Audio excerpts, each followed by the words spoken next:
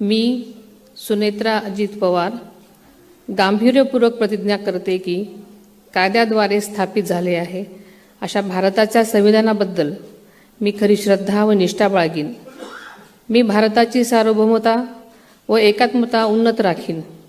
मी महाराष्ट्र राज्याची उपमुख्यमंत्री म्हणून माझी कामे निष्ठापूर्वक व ससद्विवेक बुद्धीने पार पाडेन आणि संविधान व कायदा यानुसार सर्व तऱ्हेच्या लोकांना मी गांभीर्यपणे व निपक्षपातीपणे तसेच कोणाच्याही विषयी ममत्वभाव किंवा आकस न बाळगता न्याय वागणूक देईन.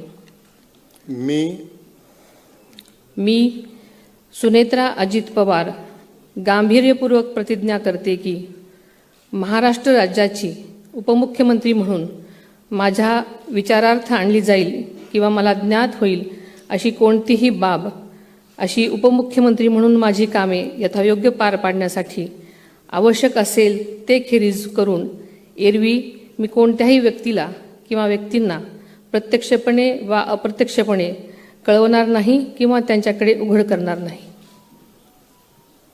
धन्यवाद.